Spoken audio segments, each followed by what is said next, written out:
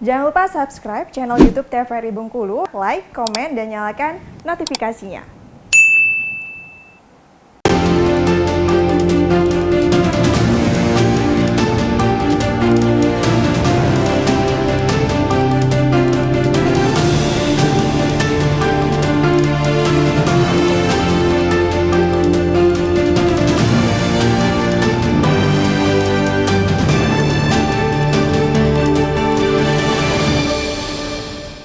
Terima kasih pemirsa, Anda kembali menyaksikan program Acara Berendo. Dan kita kembali ke pembahasan sebelumnya, mungkin ke Bogus. Jadi gimana tanggapannya melihat saat ini Indonesia sampai saat ini ya masih secara manual ya. Kalau kita berkaca di luar mungkin sudah ada yang melakukan secara digital. Iya. Kalau pemilihan sampai saat ini kan kita memang masih konvensional ya. Konvensional artinya ke bilik suara mencoblos, kemudian dihitung dengan sekarang ada aplikasinya, tetapi tetap manual ininya ya, penghitungannya secara manual. Tapi data-data kita itu, misalnya data-data pemilih itu masuknya secara digital gitu. Saya melihat juga sekarang ini karena ada satu sistem misalnya yang dilakukan oleh KPU itu misalnya Sidalih misalnya gitu ya, aplikasi data pemilih. Misalnya kita sebagai pemilih itu tahu kita terdaftar atau tidak. Kita bisa melihat secara kuantitas itu jumlahnya berapa. Itu kan masuk dalam satu pola data yang terintegrasi seperti itu. Tapi ada juga yang saya lihat sebagai sebuah dilema ya, ketika ini dijadikan arahnya itu kepada digitalisasi, tapi SDM yang mengoperasikannya itu tidak semua bisa seperti yang dilakukan secara konvensional. Nah, misalnya baru-baru ini KPU melakukan tes CAT gitu kepada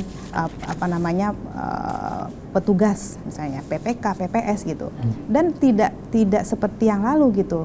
Kompetensi mereka itu juga harus dibarengi dengan kepintarannya untuk menggunakan sistem-sistem aplikasi tertentu gitu. Oke, baik. Mungkin boleh disampaikan sedikit nih Bang Malau, karena kita udah masuk segmen terakhir ya, untuk meyakinkan masyarakat nih seperti apa kita nanti akan melaksanakan pemilu di tahun 2024 agar aman dan juga kondusif. Tentunya berkaitan dengan tema kita pada hari ini agar terhindar ya dari namanya cyber itu sendiri. Kami dari pihak cyber ya, orang terdahulu ngomongnya mulutmu harimaumu. Kalau sekarang ini zaman modernisasi dan globalisasi maupun digitalisasi saat ini itu menjadi kegiatan aktif masyarakat, jarimu adalah harimaumu. Jangan pernah untuk berbenturan dengan hukum, karena undang-undang ITE semuanya di atas 5 tahun. Jadi saring terlebih dahulu, ambil datanya baru sharing. Oke, baik. Terima kasih. Boleh ke Ibu Gus disampaikan sedikit bagaimana meyakinkan masyarakat untuk kita nanti bisa melaksanakan pesta demokrasi dengan aman dan juga kondusif tentunya. Walaupun negara kita itu memberikan sebuah perlindungan untuk berekspresi, kebebasan mengeluarkan pendapat, tentu saja menurut saya perlu dibarengi dengan tanggung jawab. Termasuk misalnya menggunakan media-media digital sebagai media eksistensi diri, sebagai media promosi, sebagai media untuk berpolitik secara praktis, saya kira itu harus bertanggung jawab. Oke, harapannya untuk demokrasi kita ke depan seperti apa, Bu?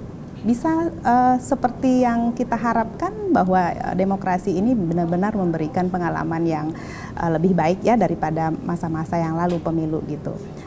Ketertiban masyarakat itu terjamin. Oke, baik. Terima kasih Ibu Gus sudah hadir di TVRI Bengkulu. Terima kasih Bang Malau sudah hadir.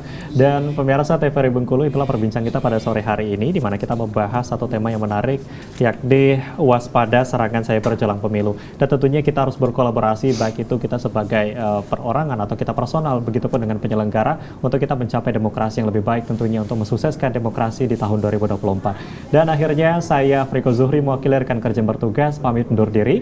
Wassalamualaikum warahmatullahi wabarakatuh. Dan setelah ini Anda dapat menyaksikan penampilan dari Bengkulu Project.